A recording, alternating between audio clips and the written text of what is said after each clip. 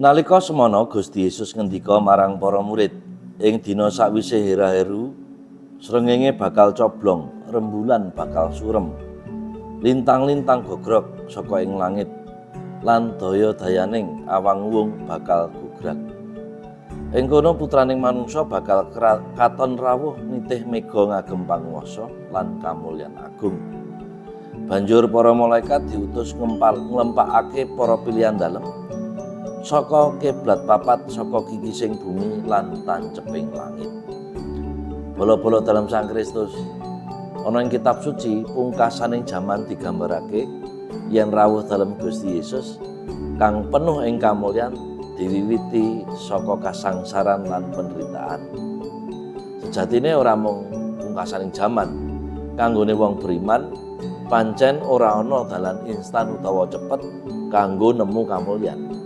Mula yen awake dhewe ngupaya apa sing luhur, apa sing mulya, ngupaya rejeki, bondo lan sak piturute.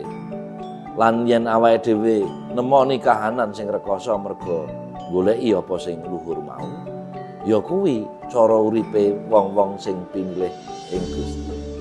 Pantang kanggone awake dhewe wedi rekoso lan sengsara. Maju terus, tekun lan setya. Berkah dalu.